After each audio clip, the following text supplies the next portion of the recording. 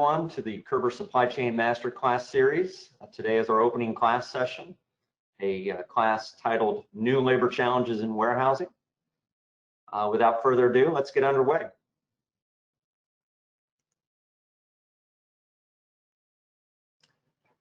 My name is Thomas Goldsby.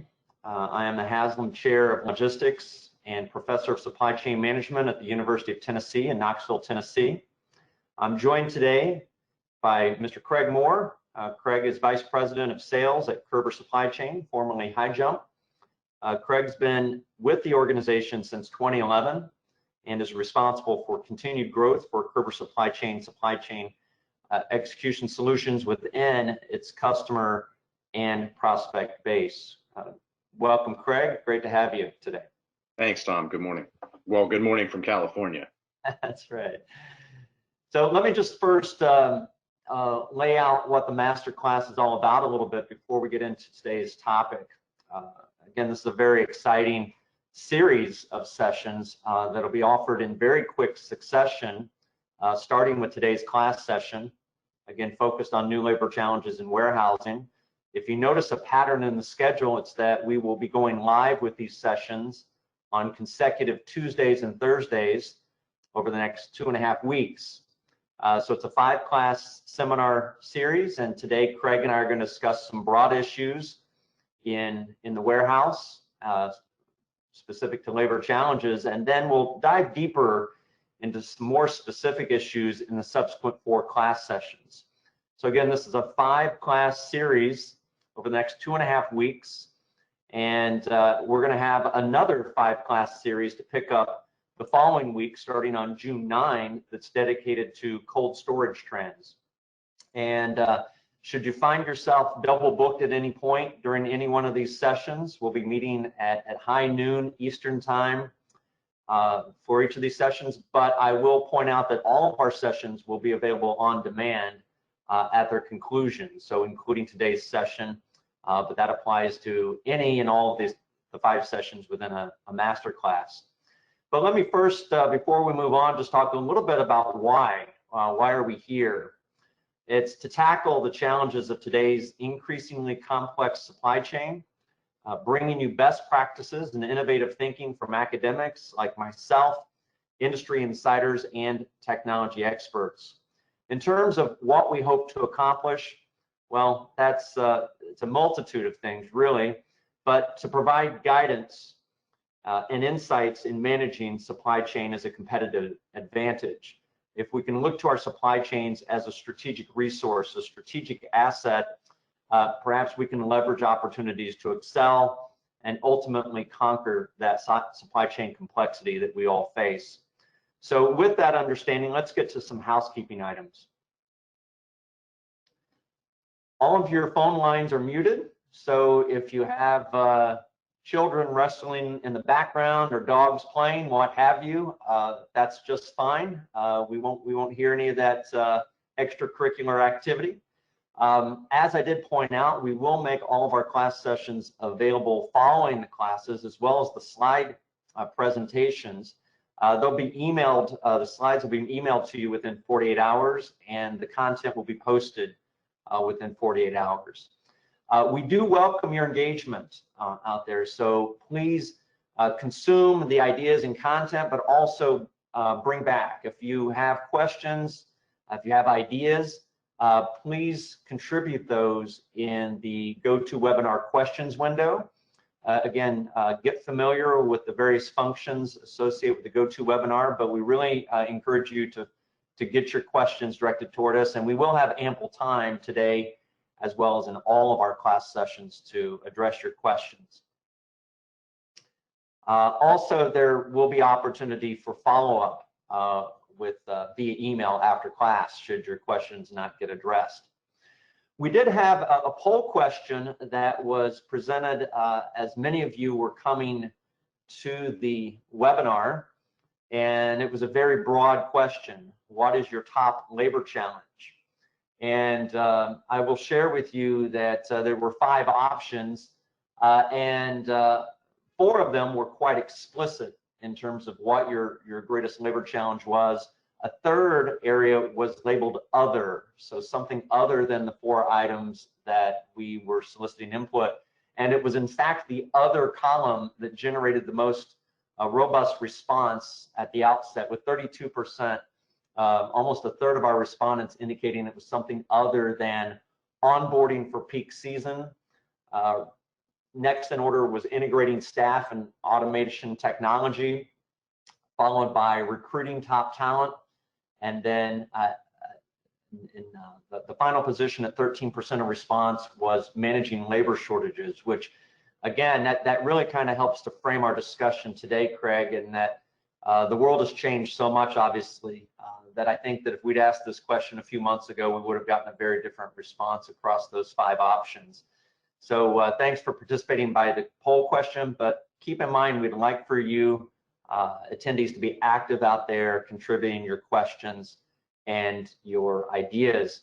Also, I want to point out to another area of the GoToWebinar menu, which is point out that we have an industry report on warehouse automation available in the handout section of the GoToWebinar menu. So please take a look at that. I took a glance at it myself before joining the webinar. It looks to have some really rich content, some of which we might be able to touch on today, and if not today, in our future class sessions. So with that housekeeping, let's go ahead and get into the webinar itself. And I was asked by Körber to provide some of my own perspectives to frame our discussion today, and I want to cover these points pretty swiftly so that I can make room for Craig and get his insights on my own perspectives as an industry observer and scholar. That if we look at how we ushered in 2020, we knew it was going to be a fairly topsy-turvy year. It is an election year. There have been a lot of machinations in business and in government during election years, and so we knew that it was going to be an interesting and perhaps challenging year with regard to uncertainty. We saw that the trade scuffles, perhaps more aptly called a trade war, particularly as it applied to U.S.-China, was heating up. There had been a little bit of indication of some succeeding of some of the earlier positions that the two nations had taken. Some phase 1 relief was coming in that circumstance, but still we saw altering trade flows. A lot of companies were looking to source outside of China, and that meant that product was coming from other, still distant locations in many cases. And when we have different sources, well, we have different supply chain relationships maybe at work, maybe we're using different ports, certainly new documentation and customs clearance requirements that come into play. So in total, more complexity, which is where we started off with our discussion and purpose for this webinar series. Growth in omnichannel, it's been hot, it continues to get hot, trying to serve today's consumer in a multitude of ways, certainly through conventional retailing, but also through buy online, pick up at store, as well as home delivery. Last year, e-commerce represented $3.6 trillion in spend worldwide. In the US, it was $608 billion, which was 36% of US consumer spending, up 15% year over year. Before joining this webinar, I think Walmart just released their results for last month, indicating that sales were up 10% and online was up 74% for Walmart as one indication. Also, this is all about serving what I refer to as today's diabolical consumer. I think that we're all becoming little monsters out there, expecting more in every aspect of the consumption experience, more assortment, greater speed, greater precision, so-called free shipping, even free no questions asked returns. And we can point to Amazon as maybe feeding this craze, but it's true of virtually everyone competing online, this pursuit of outrageous customer experience. And then on the supply side, in terms of how we accommodate such taxing demands, well, again, early on in the year, we saw hiring, training, retaining labor in a super tight labor market as a tremendous challenge, with unemployment nationwide in the US below 4%, and that true largely around the developed nations of the world, it was really hard to hire, train, retain that talent. And then finding the right balance between people, process, and technology continued to be a challenge. And then finally, doing all of the above in a sustainable fashion, trying to reduce our carbon footprint, trying to reduce our energy consumption and waste of all kinds. And again, that's the way we brought in the year 2020 and expected the year to proceed. And then this virus presents itself, this microbe. And as a result, we're seeing unprecedented shocks in supply and demand, with our warehouses squarely in the middle of it all, seeking to achieve balance and perhaps achieve a new equilibrium. So that brings us to Mr. Craig Moore, our subject matter expert from Körber Supply Chain. And so Craig, I'm going to turn it over to you to shed some light on, here we are halfway into May, and things have proven to be quite topsy-turvy. What are you seeing, and perhaps you can share with us some best practices for navigating this new normal. Yeah, thanks, Tom. Appreciate those comments and insights from your behalf. And it's true. You gave us a good list of what we thought we knew entering 2020 and the challenges that we felt we were going to be addressing, and harder, right? It got more difficult. The navigation became extremely difficult, really, in terms of supply chain operations and disruptions. I have a unique perspective just from the standpoint of, within my role within Körber Supply Chain, I have the opportunity to talk with customers and prospective clients about the challenges they're facing. And they're all unique. There's a commonality in many ways, but as organizations are in the market today and looking to really carve out for themselves an identity and a brand and have those go-to-market strategies, they have challenges which are arising within their supply chain operations. And they're turning to organizations like Körber and others to ask us, what's an approach that we can take here? And of course, we have to combine that with the challenge that they're facing, the uniqueness of their business, and then looking for answers across a spectrum of technology solutions, engineering solutions, management solutions, tying all of those things together and understanding that it has to be an orchestration of those events. I thought, for the purposes of kicking off the Körber Supply Chain Masterclass series, we would look at two areas: efficiency within the operation and retention. Those are two pretty high-level labor challenges. Again, going into 2020, we already knew that those existed, exacerbated by the conditions in the world today. When we think about efficiency first, the chase for efficiency has gotten a lot more complex in the face of the disruption. So initially, we would have conversations about optimizing employee activity and having productive employee activity. And of course, there's a technology solution around that, which is a warehouse management solution, which could provide directed activity. And that becomes even more critical now, because you want to make sure that in providing directed activity to a workforce, you are providing them with the next critical task that needs to be performed, because you are chasing that operational efficiency. But as far as a challenge in the workforce goes, the proper level of directed activity actually goes a long way in helping an employee feel like they are contributing by having a good day's work, working hard, but working effectively, knowing that the direction that they're being provided is actually contributing to the overall health, welfare, benefit of the organization that they're contributing to. And so chasing the efficiency in the face of this disruption has highlighted even more the need to systematically be able to provide that directed activity, and to be able to do that in an environment which most organizations at least give some service to, which is process improvement, and specifically continuous process improvement. And while many organizations have been on a path to look at ways to perform within their supply chains more optimally, that challenge has gotten even more difficult because of the disruption that's come up.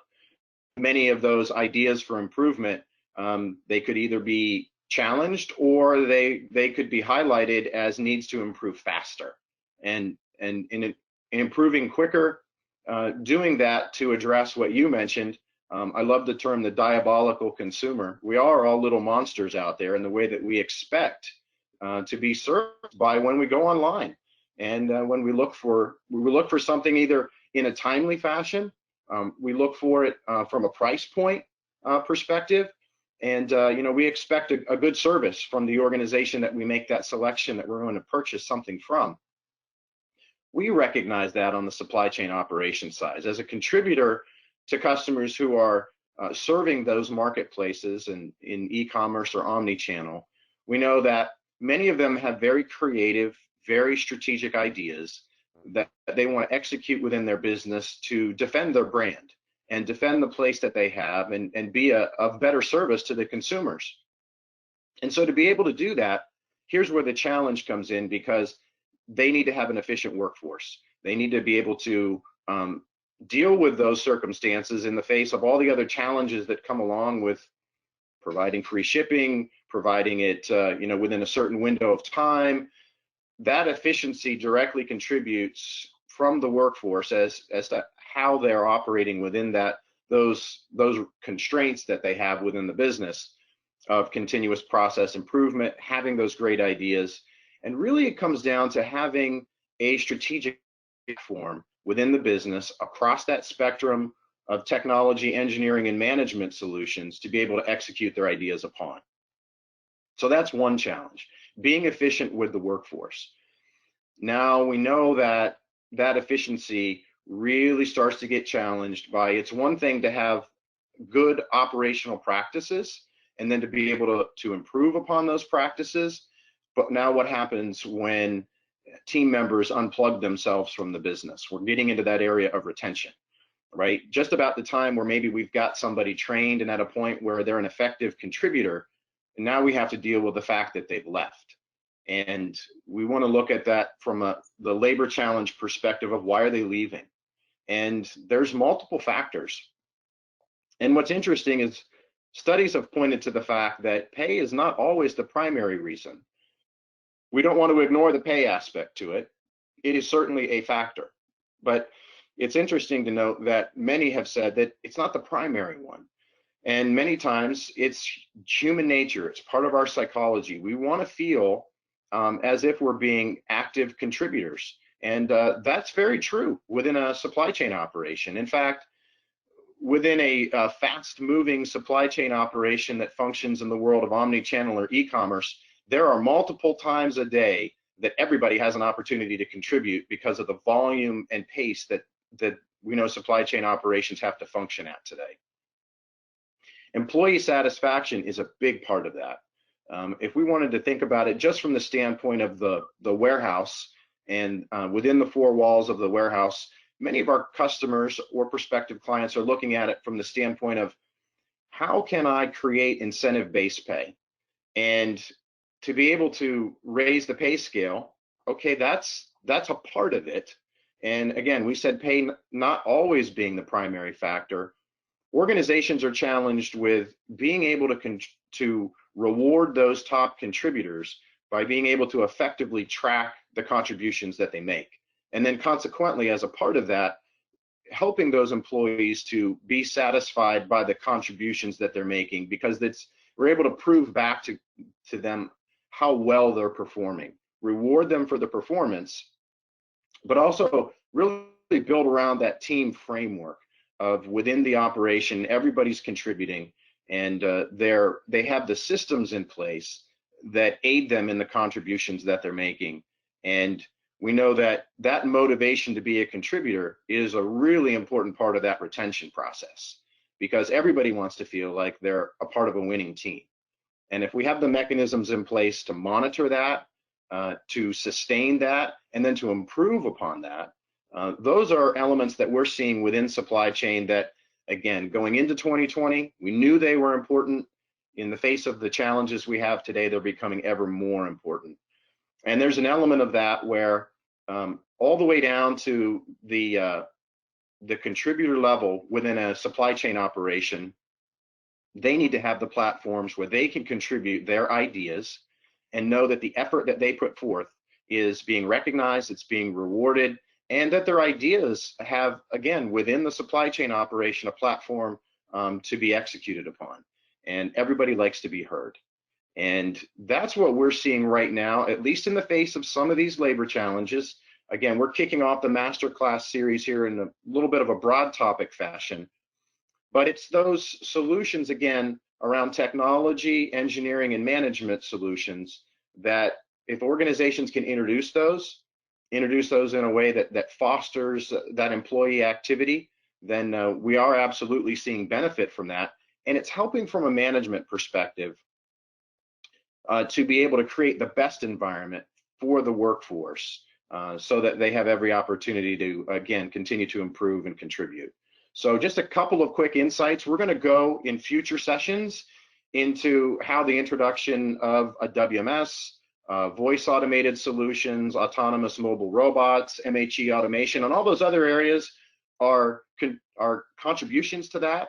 But today it's really opening up to thinking about a way that we build a really good team within the labor workforce. Precisely, Craig. Thank you very much.